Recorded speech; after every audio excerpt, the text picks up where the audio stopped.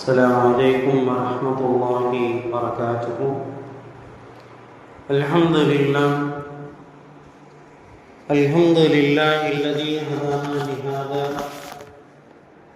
نحمده ونستعينه ونستغفره ونؤمن به ونتوكل عليه ونعوذ بالله من شرور أنفسنا ومن سيئات أعمالنا من يهد الله فلا مضل له ومن يضلل فلا هادي له. أشهد أن لا إله إلا الله وحده لا شريك له وأشهد أن سيدنا ونبينا مولانا محمدا عبده ورسوله. قال الله تبارك وتعالى في محكم تنزيل وفي القرآن المجيد بعد أعوذ بالله من الشيطان الرجيم بفضله بسم الله الرحمن الرحيم. شهر رمضان الذي أنزل فيه القرآن هدى للناس وبينات من الهدى والفرقان. صدق الله العلي العظيم. وقال رسول الله صلى الله عليه وسلم الصوم جنة أو كما قال صلى الله عليه وسلم. رب اشرح لي صدري ويسر لي أمري واحلل عقدة من لساني ويفقهوا قولي ربي زدني علما وارزقني فهما. اللهم صل على سيدنا محمد طب القلوب دوائها وعافية الأبدان وشفائها ونور الأبصار وضيائها وعلى آله وصحبه وبارك وسلم عليه. புகழனைத்தும் அல்லாஹ் ஒருவனுக்கே உரித்தாகட்டுமாக. அவருடைய ஸலாத்தும் ஸலாமும் கருணையும் ஈடேற்றும் நமது நாயகம் நற்குணத்தின் தாயகம் நபிகளங்கள் பெருமானார் ரசூல் அக்ரம் தாஜிதாரே மதீனா சர்வரே காயினா ஸல்லல்லாஹு அலைஹி வஸல்லம் அவர்கள் மீதும் அவர்களுடைய தோழர்கள் சஹாபாக்கள் தபீன்கள் தபா தாபீன்கள் ஷுஹதாக்கள் அவுலியாக்கள் குறிப்பாக மூமின்களான முஸ்லிம்களான நம் அனைவர் மீதும் இன்றும் இனி என்றும் நின்று நிலவட்டுமாக. அல்லாஹ்வினுடைய மாபெரும் கிருபையினால் பாவங்களை கரிக்கிற நன்மைகளுக்கு அதிகப்படியான நற்கூலிகளை பெற்றுத் தருகிற ரமலானை அடைய வேண்டும் என்பது நம் எல்லோருடைய துவாக்களாக இருந்தது. அல்லாஹ் நம்மை அடையவும் வைத்திருக்கிறார். எல்லா மாதங்களையும் விட இந்த மாதத்திற்கு முக்கியத்துவம் கொடுக்கப்படுகிறதுக்கு காரணம் உம்முல் அஷ்ஹார் என்று இந்த மாதத்திற்கு அரபியிலே சொல்லப்படும். எல்லா மாதத்தினுடைய தாய் என்பதாக. ஏன் இவ்வளவு சிறப்பு? இந்த மாதத்துக்கு 2 மாதத்துக்கு முன்னாடி இருந்தே இந்த மாதம் வேண்டும் வேண்டும் என்று துஆ செய்ய வேண்டும். இதற்கு முத்தாய்ப்பாக ரஜபிலே மேராஜையும் ஷாபானிலே பராத்தையும் கொடுத்து இந்த மாதத்தை வெளிமேல் வழி வைத்து எதிர்பார்க்க வேண்டும் என்று ஏன் இந்த அளவுக்கு முக்கியத்துவம் கொடுக்கப்பட்டிருக்கிறது என்பதை நாம் பார்த்தோம் என்று சொன்னால், அல்லாஹ் குர்ஆனிலே சொல்லுவான், ஷஹ்ரு ரமலான் அல்லதி உன்சில ஃபீஹில் குர்ஆன். இந்த மாதம் தான் குர்ஆன் இறக்கப்பட்ட மாதம் என்பதாக நமக்கெல்லாம் தெரியும். ரசூலுல்லாஹி ஸல்லல்லாஹு அலைஹி வஸல்லம் அவர்கள் பிறந்து 40 ஆண்டுகளில் அவர்கள் குகையிலே தவம் இருந்த பொழுது இந்த ரமலான் மாதத்தினுடைய 27வது இரவில் தான் ஹஸரத் ஜிப்ரீல் அலைஹிஸ்ஸலாத்து வஸ்ஸலாம் அவர்கள் வந்து ரசூலுல்லாஹி ஸல்லல்லாஹு அலைஹி வஸல்லம் இடத்துல இக்ரா அப்படின்னு சொன்னாங்க. இக்ரானா ஓதுங்கன்னு அர்த்தம். அப்ப ரசூலுல்லாஹி ஸல்லல்லாஹு அலைஹி வஸல்லம் அவங்க சொன்னாங்க, வமா அன பிகாரின், நான் ஓத படிக்கவனா எனக்கு தெரியாதே அப்படின்னு சொன்னாங்க. நமக்கெல்லாம் தெரியும் ரசூலுல்லாஹி ஸல்லல்லாஹு அலைஹி வஸல்லம் அவர்கள் எழுதவோ படிக்கவோ தெரியாத நபி. சொல்லும் போது ஹஸரத் ஜிப்ரீல் அலைஹிஸ்ஸலாம் சொன்னாங்க, இக்ரா, நீங்க ஓதுங்க, எனக்கு தெரியாது. அப்ப ஹஸரத் ஜிப்ரீல் அலைஹிஸ்ஸலாம் அவங்க ரசூலுல்லாஹி ஸல்லல்லாஹு அலைஹி வஸல்லம் அவர்களை நெஞ்சோடு நெஞ்சாக வைத்து ஆற தழுவி விட்டுட்டு சொன்னாங்க, இப்போ ஓதுங்கண்ணா. அப்பவும் தெரியல. 3 முறை இவ்வாறு ஹஸரத் ஜிப்ரீல் அலைஹிஸ்ஸலாம் அவர்கள் கட்டி தழுவியதற்கு பின்னால் இக்ரா பிஸ்மி ரப்பிக்கல் லதீ கலக் கலகல் இன்சான மின் அலக், படைத்தானே அந்த ஒரு இறைவனுடைய பெயரை கொண்டு ஓதுவீராக. அதே மாதிரி அதை படைச்ச இறைவன் மனுஷனை எதுல இருந்து படைச்சான்? அருவருப்பான ஒரு சிறுநீர் துளியிலிருந்து மனுஷனை படைச்சான்னு சொல்லி இந்த திருக்குர்ஆனுடைய வசனங்களுடைய துவக்க வசனங்களை ஜிப்ரீல் அலைஹிஸ்ஸலாத்து வஸலாம் அவர்கள் சொல்ல சொல்ல பெருமானார் ஸல்லல்லாஹு அலைஹி வஸல்லம் ஓதியது இந்த ரமலான் மாசத்தினுடைய 27வது இரவு. அப்ப திருக்குர்ஆன் இறக்கப்பட்டதினால்தான் இந்த மாதத்திற்கு இவ்வளவு கண்ணியம். அப்ப இந்த குர்ஆன் இறக்கப்பட்ட மாசத்துல நம்மளுடைய தொடர்புகள் குர்ஆனோடு இருக்கணும். தராவீல குர்ஆன் ஓதுறோம், ஃபஜ்ர்ல ஓதுறோம், லுஹர்ல ஓதுறோம், அஸ்ர்ல ஓதுறோம், மகரிப்ல இஷாவுல எல்லா தொழுகையிலையும் குர்ஆன் ஓதுறது மட்டும் இல்லாம என்ன செய்யணும்? இந்த மாசத்துல எவ்வளவு முடியுமோ அவ்வளவு தனிப்பட்ட முறையில குர்ஆன் எடுத்து வச்சு ஓதணும். 2 நாள் முடிஞ்சு போச்சு, ஒவ்வொருத்தரும் எவ்வளவு குர்ஆன் ஓதிருக்கோம்னு சொல்லி கணக்கு பார்க்கணும். நேற்று பகல் ஃபுல்லாக முடிஞ்சிருச்சு, இன்னைக்கு பகல் பாதி முடிஞ்சிருச்சு. ஒவ்வொருத்தரும் எவ்வளவு குர்ஆன் ஓதிருக்கோம். ஹஜ்ரத் இமாம் அபூ ஹனீஃபா சொல்றாங்க, முஸ்லிமாக பிறந்த ஒவ்வொரு மனுஷனும் வருஷத்துக்கு 2 தடவை குர்ஆனை முழுவதுமாக முடிப்பது ஃபர்ல், கட்டாய கடமைங்கிறார். இப்போ நம்ம யார்ட்டையாவது கேட்குறோம், ஒரு 50-60 வயசு முடிச்ச ஆள்கிட்ட, என்னங்க குர்ஆன்லாம் ஓதி முடிச்சுட்டீங்களா? எப்போ மரிசாலை இருக்கும்போது ஓதுனா. எப்படா முடிச்சா? அலிபேத்தே அம்மா புலாத்தே, அப்பயும் முடிச்சிருக்க மாட்டான். முழுசா குர்ஆனை ஓதி இருக்கவே மாட்டான். எவ்வளோ ஓதிருப்பான்? அலிபேத்தே அம்மா புலாத்தே, அலிபேத்தே அம்மா புலாத்தே, எத்தனை குர்ஆனை 10 வாட்டி திருப்பி திருப்பி விட்டு போ முபதாவி நீ உருப்படைய மாட்டா, உனக்கு குர்ஆன் வராதுன்னு அடிச்சு விரட்டி விட்டுருப்பான். இப்போ சொல்லுவான், நான் குர்ஆன்லாம் ஓதிட்டேன் மரிசாலை. சரி, மரிசாலை ஓதுனா சரி, அதுக்கப்புறம் எத்தனை தடவை ரினியூவல் பண்ணியிருக்க? இல்லைங்க, உங்க அத்தா மௌத்தா போனா எனக்கெல்லாம் ஓத தெரியாது. இவனை மாதிரி நஷ்டவாளி உலகத்துல எவனுமே கிடையாது. உன் தந்தைக்கு கூட உன்னால குர்ஆன் ஓத முடியலன்னு சொன்ன, உன்னைய மாதிரி ஒரு நஷ்டம், பூமியில வீணாக பிறந்த ஒரு பிறவி, பூமிக்கு மேல பாரமா பிறந்திருக்கிறது, இதை விட ஒரு மண் எதுவுமே இல்லை. சரி, பெற்ற தகப்பனுக்கு தான் ஓதல, அதனால மண்ணோட மண்ணா போயிட்டாரு. உன்னைய பெற்று வளர்த்து பூமியில வீணா வளர்த்து விட்டுட்டு போயிட்டாரு. உனக்கு எத்தனை குர்ஆன் ஓதி வச்சிருக்கா? அதெல்லாம் எனக்கு தெரியாதுங்க, எழுத்து கூட்டி கூட்டி பார்த்தேன், ஓத தெரியல. நாளைக்கு கபரில் வச்சதுக்கப்புறம் குத்துவாங்க மலக்குமார்கள். குர்ஆன் ஓத தெரியாம இங்க வந்தியாட சண்டால பாவி அப்படின்னு என்ன செய்வாங்க? கபரில் குடிச்சு மலக்குமார்கள் குத்துவாங்க. தெரிஞ்சிருந்தா ஓதி இருப்பனே, நான் பூமியில பாரமா ஏதோ ஆடு மாடு மாதிரி திரிஞ்சனே, குர்ஆனை எடுத்து பார்க்கலேன்னு அன்னைக்கு அடிச்சுக்கிட்டு அழுது ஒரு பிரயோஜனம் இல்லை. அப்ப இந்த குர்ஆன் இருக்கிறதே ரசூலுல்லாஹ் சொல்றாங்க, இந்த மாதத்தில் உண்டான 2 பொருள்கள் இஷ்ஃபானி, அல்லாஹ் இடத்துல என்ன செய்யுமா? சிபாரிசு செய்யுமா, ரெக்கமெண்டேஷன். ஒன்று நோன்பு, இன்னொன்று குர்ஆன். நோன்பு வைக்காதவங்களும் குர்ஆன் ஓதாதவங்களும் இந்த ஹதீஸை நிறைய யோசிக்கணும். நோம்பும் குர்ஆனும் அல்லாஹ் இடத்துல மறுமையில் என்ன செய்ய? வாதாடும். கபர்ல வச்சு அடக்கம் பண்ணிடுவோம். நேற்று அடக்கம் பண்ணிட்டு வந்துட்டோம். கேட்ல ஒரு பாத்தியா ஓதணுமா? கேட்ல ஒரு பாத்தியா ஓதணும்ல, அந்த பாத்தியாவுக்கு பேர் என்ன? ரசூலுல்லாஹ் சொன்னாங்க, அடக்கம் செய்து விட்டு 40 அடி தூரம் நடந்து, 40 அடி தூரம் நடந்திருக்க மாட்டாங்க. நம்ம அந்த கேட்ல துவா ஓதணுமே, அப்பவே மலக்குமார் வந்துடுவாங்க. மலக்குமார் வந்து, மன் ரப்புக்க, உன்னுடைய ரப்புடைய பேர் என்ன? அவர் வாழ்நாள் பூரா அல்லாஹ்வுடைய கட்டளை எடுத்து நடந்திருந்தார்டா என்ன சொல்லுவாரு? என்னுடைய ரப்பு அல்லான்னு சொல்லுவார்.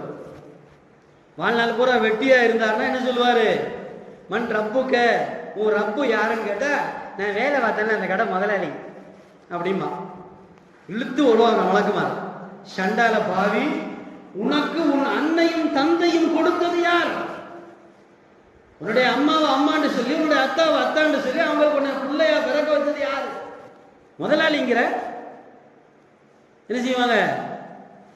ஃபர்ஸ்ட் கேள்வி ஃபெயிலியர், மன் ரப்புக்க.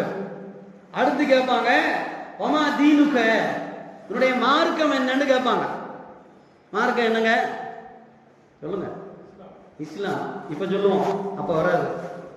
இப்ப ஜமாலிச்சிருவோம். இப்பதான் ஏதாவது ஆட்டை குட்டி ஆக்கி குட்டி ஆட்டி ஆக்கி எல்லாம் பேசுவாங்க. அங்கே பேச்சு வரணும். அங்கே எப்போ வரும்? இஸ்லாத்தின் முறைப்படி வாழ்ந்துருந்தா தான் இங்கே இஸ்லாம்னு பதில் வரும். இல்லாட்டி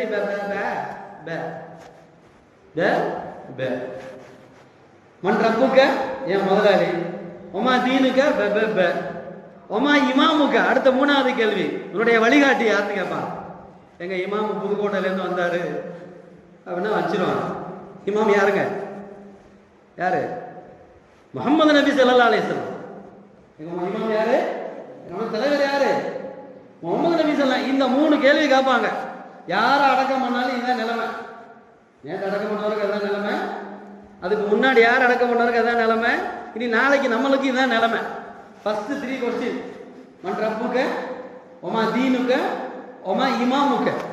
உன் ரப்பு யாரு, உன்னுடைய மார்க்கம் எது, உன்னுடைய தலைவர் யாரு? இப்ப இந்த 3 கேள்விக்கு இப்ப நமக்கு ஈஸியா பதில் தெரியும். ஏன்னா முடிச்சிருக்கிறதுனால தெரியும். அங்கேதான் நரம்பை இழுத்துருவாங்களே. நரம்பை இழுத்துதானே கால் கட்டு போடுறாங்க. நரம்பு இழுத்ததுனால தான் கால் இப்படி கிடக்கு, 4 கால் கட்டு போடுறாங்க. அங்கே ஒன்றும் வராது. அங்கே வரணும்னா என்ன செய்யணும்? துனியாவில் வாழும்போது நாம மார்க்கத்தில் இருக்கணும். சரி, அடுத்து இந்த 3 கேள்விக்கு ஓரளவுக்கு பதில் வந்துச்சு. பதில் வந்துருச்சுன்னா அவர் குலைச்சார். அந்த சொர்க்கத்துடைய ஆடைகளை அவருக்கு அணிவிச்சு கண் நிம் கனௌமத்தில் அருஸ் மலக்குமார் சொல்லுவாங்களாம், புது மாப்பிள்ளை மாதிரி தூங்குங்க. புது மாப்பிள்ளை எப்படி தூங்குவாரு? எந்த டிஸ்டர்பன்ஸும் இருக்காது. ஃபேனு கூட சத்தம் வரக்கூடாதுன்னு பார்ப்பாங்க மாப்பிள்ளைக்கு. மாப்பிள்ளை தூங்குற ரூம்ல சத்தம் வர்ற மாதிரி ஃபேன் இருந்தால் அதை கழட்டிருப்பா. சத்தம் இல்லாத ஃபேனை மாட்டுங்க, அவரு நிம்மதியா தூங்கணும் மாப்பிள்ளை. அப்படி தானே செய்யலாம். அந்த மாதிரி சொல்லுவாங்கள மலக்குமார். இந்த 3 கேள்விக்கு பதில் சொன்னா நிம் கனிமத்தில் ஆருஸ், புது மாப்பிள்ளை மாதிரி தூங்குங்கன்னு சொல்லி சொர்க்கத்திலிருந்து பச்சை நிற பட்டாடைகளை கொண்டு வந்து கொடுத்து அவரை தூங்க சொல்லுவாங்க. அவர் எப்போ வரைக்கும் தூங்குவாரு? நம்ம எல்லாரும் போற வரைக்கும் தூங்குவார். நம்ம எல்லாரும் எப்போ போவோம்? உலகம் அழியும் போது ஒரே டேட்டு. மிச்சம் மீதி இருக்கிறது பூரா தொடக்கிறது என்னது? கியாமத்துடைய நாள், உலகம் அழிகிற அன்னைக்கு எல்லாரும் போற வரைக்கும். அதுக்கு முன்னாடி மொத்தம் நம்ம பூரா புது மாப்பிள்ளை மாதிரி தூங்குவாங்க. ஒரு வேளை அல்லாஹ் பாதுகாக்க வேண்டும், கேள்விகளுக்கு சரியான பதில் அளிக்கவில்லை என்றால், கேள்விகளுக்கு சரியான பதில் அளிக்கவில்லை என்றால் உடனே அந்த கபருடைய விலா எலும்பு இருக்கு இல்லையா, விலா எலும்பு, இந்த எலும்பு கோர்க்கிற அளவுக்கு கபர் நெருக்கிடும். யோசிச்சு பாருங்க. பஸ்ஸில் 3 பேர் உட்கார்ற சீட்டு தான், ஆனால் 2 பேர் தான் உட்காந்துருப்பேன். ஒவ்வொருத்தரும் 150-150 கிலோ இருப்பேன். இதில் யார் உட்காந்துருக்கணும்? நடுவில் ஒரு பைய வச்சிருப்பேன். ஏன்னா 3வது ஆள் வந்தால் நம்ம பிரிக்கிறோம். 3வது ஆள் வந்தால் நம்ம பிரிக்கிறோம்னு சொல்லி 2 பேரும் கொஞ்சம் வலுவாக இருக்கான்னு வச்சுக்கிறோம். நடுவில் ஒரு பைய வச்சிருவான். அப்படியே எவனாவது ஒருத்தன் ஏறி இப்படி பார்க்குறான், எல்லாம் புல்லு, தள்ளி உட்காருங்க. தள்ளவே மாட்டான், அசையும் வேணாம். அப்போ அவன் சொல்லுவான், என்னையா தள்ளுங்கிறேன், தள்ள மாட்டேங்க. தள்ளிட்டேன் உட்காரு. அப்போ நடுவில் உட்காந்து நிலைமை யோசிச்சு பாருங்க. 2 பேர் 150 கிலோவில் உட்காந்துருக்கான், 3 பேர் சீட்டில். நடுவில் வந்து உட்காடுறான். அவன் நிலைமை உட்காந்தப்பறம் யோசிப்பான், ஏன்டா உட்காந்துருப்பான், நின்றுக்கிட்டே இருந்திருக்கலாம், சக்கையை புரிஞ்சு சாரை எடுத்துருவாங்க போல இருக்கு ஊருக்கு போறதுக்குள்ளாட்டி அப்படின்னு நினைப்பான்ல. அந்த மாதிரி கபரு விசாலமாக இருக்கிற வரைக்கும் நம்ம நிம்மதியா இருக்கலாம். நெருக்கிருச்சுன்னு வச்சுக்காங்க. அதான் ரசூலுல்லாஹ் சொல்றாங்க, ஒவ்வொருவருடைய வாழ்க்கையிலும் கபர் என்பது ஒன்று சொர்க்கத்தின் பூங்காவா இருக்கட்டும் அல்லது நரகத்தின் படுகொலியா இருக்கும். எல்லாருக்குமே ஒன்று சொர்க்கத்தின் பூங்காவா இருக்கும் அல்லது நரகத்தின் படுகொலியா இருக்கும். பூமியில் வாழுகின்ற பொழுது அல்லாஹ்வுடைய கட்டளைகளை ஏற்று நடந்திருந்தால் அந்த கபர் அவருக்கு சொர்க்கத்தின் பூஞ்சோலையா இருக்கும். பூமியில வாழும் போது சும்மா பூமிக்கு பாரமா இருந்திருந்தா கபர் எப்படி ஆயிரும்? நரகத்தின் படுகொலியாக மாறும் என்று சொல்கிறார். அப்ப அந்த கபருக்குள்ள இஷப்ப ஆணி 2 விஷயம். வேதனைக்கு நெருங்கி வர்ற நேரத்துல ரசூலுல்லாஹ் சொல்றாங்க, எவனும் வரமாட்டான், பெத்தவனும் வரமாட்டான், நமக்கு பிறந்தவனும் வரமாட்டான். இங்க வர முடியுமா? நம்மளை பெத்தவனும் வர முடியாது, நம்மளுக்கு பிறந்தவனும் வர முடியாது. கேட்டு லாக்கு. அடக்கம் பண்ற வரைக்கும் தான் எங்க ஐயா, எங்க அத்தா, எங்க மாமு, எங்க சச்சா, அஸ்ஸலாமு அலைக்கும். ஒரு கேள்வி கேட்கிறேன், பதில் சொல்லுங்க. ஜம்ஜம் தண்ணி ஊற்றி குளிப்பாட்டினா அதாவு குறையுமா? சொல்லுங்க. சும்மா நம்ம நம்பிக்கை தாங்க, நம்மளா சொல்லிக்கிற வேண்டியது. எங்க அத்தாவுக்கு 5 லிட்டர் ஜம்ஜம் தண்ணி ஊத்துனாங்க, அதெல்லாம் சரிங்க. அவர் எத்தனை வகுத்து தொழுதாரு? அதான் வருஷத்துக்கு ஒரு வாட்டி பெருநாளைக்கு தொழுவாரு. நீ 50 லிட்டர் ஊத்தினாலும் சரி, 50,000 லிட்டர் ஊத்தினாலும் சரி, குத்து தான் இங்க. ஒண்ணுமே இல்லை, எந்த வழிபாடு இல்லை, எந்த வணக்க வழிமுறைகளும் இல்லை. இவரை முழுக்க முழுக்க ஜம்ஜம் தண்ணியிலே குளிப்பாட்டி, இழந்த குளம் இலை என்ன, மாதுளை இலை என்ன, அது என்ன, இது என்ன, துனியாவுடைய சடங்கு. நம்ம ஆறுதலுக்கு சொல்லிக்கிற வேண்டியதான். நாங்க அப்படி பண்ணோம் இப்படி பண்ணோம் சொல்றோம்ல. 5000 பேருக்கு சாப்பாடு போட்டோம். எங்க ஐயா மோத்துக்கு 5000 பேருக்கு சாப்பாடு போட்டோம். அவர் என்ன அமல் செஞ்சாரு? அதான் கேட்பான். என்ன கேட்பேன்? அவர் என்ன அமல் செஞ்சாரு? ரசூலுல்லாஹ் சொல்றாங்க, கபரில் அடக்கம் செய்யப்பட்ட பிறகு உங்களை பெற்றவரும் நீங்கள் பெற்றெடுத்த பிள்ளைகளும் வராத அந்த மண்ணறையில் நரகத்தின் படுகொலியாகவோ சொர்க்கத்தின் பூஞ்சொலியாகவோ இருக்கிற அந்த கபருக்குழியில உங்களுக்கு 2 தான் ரெக்கமெண்டேஷன், பரிந்துரை. ஒண்ணு அஸ்ஸௌம், இன்னொன்னு குர்ஆன். ஒண்ணு நோன்பு, இன்னொன்னு குர்ஆன். இந்த 2 தான் நமக்கு கபூர்ல என்ன செய்யுமா, தலைமாட்டிலையும் காமாட்டிலையும் நிக்குமா, வேதனை செய்கிற மலக்குகளை நெருங்க விடாதான். குர்ஆன் சொல்லுமா, யா அல்லாஹ், இவன் அடக்கம் செய்யப்பட்டிருக்கிற இவன் இரவும் பகலும் என்னை ஓதி கொண்டிருந்தான். இப்ப நெஞ்சில கை வச்சு யோசிச்சு பாருங்க, நம்ம எத்தனை நைட்டு எத்தனை பகல் குர்ஆனை ஓதி இருக்கிறோம். ஒவ்வொருத்தரும் தனிப்பட்ட முறையில் யாரையும் பார்க்க வேண்டியதில்லை, யாரையும் கிராஸ் பண்ண வேண்டிய அவசியம் இல்லை. நான் எத்தனை பகலில் குர்ஆன் ஓதி இருக்கிறேன், எத்தனை இரவுல குர்ஆன் ஓதி இருக்கேன். அப்ப வேதனை செய்யக்கூடிய மலக்குமார்கள்ட்ட குர்ஆன் சண்டை போடுமா, என்ன வேதனை செய்ய வர்றீங்க, எத்தனை இரவு இவர் என்னை ஓதி இருக்காரு தெரியுமா, தள்ளி போங்கன்னு சொல்லுமா. அந்த குர்ஆன் ரெக்கமெண்டேஷன் நமக்கு வேணுமா வேணாமா? வேணும்னா என்ன செய்யணும்? குர்ஆன் ஓதணும். வருஷத்துக்கு 2 தடவை குர்ஆன் ஓதுறது பரலுங்கிறாங்க. வருஷத்துக்கு 2 தடவை குர்ஆனை அட்டை டு அட்டை ஓதி முடிக்கிறது பரலுங்கிறாங்க. இப்போ நம்ம எல்லாரும் மார்சால குர்ஆனை ஓதிட்டோம் அப்படின்னு சொல்லி மூட்டை கட்டி வச்சுட்டு உட்காந்துருக்கிறோம். எப்போ ஓதுறது? தினந்தோறும். தமிழ்ல யாரோ ஒருத்தர் யாருக்கோ சொன்ன பாட்டு அது, ஓதாமல் ஒரு நாளும் இருக்க வேண்டாம், அது வேற. இந்த வார்த்தை நாம எடுத்துக்கொள்ளணும். எதுக்கு? குர்ஆனுக்கு. ஓதாமல் ஒரு நாளும் இருக்க வேண்டாம் என்று சொல்லப்பட்டது திருக்குர்ஆனே. திருக்குர்ஆன் ஓதாமல் ஒரு முஸ்லிமுடைய நாள் பொழுது முடியும் என்று சொன்னால் அந்த நாள் அவருக்கு பல கோடி ரூபாய் நஷ்டம். அப்ப குர்ஆன் என்ன செய்ய? கபூர்ல சண்டை போடும். இன்னொன்னு என்ன சண்டை போடும்? சௌம், நோம்பு சொல்லுமா மலக்கு மாட்ட. அவர் என்ன செஞ்சாரு? பகல் முழுக்க சுமார் 14 மணி நேரங்கள் அவர் உண்ணாமல் பருகாமல் ஆசைகளை எல்லாம் துறந்து என்ன செஞ்சாரு? உனக்காக வேண்டி அவர் நோன்பு இருந்தார் அப்படின்னு சொல்லி நோன்பு என்ன செய்ய?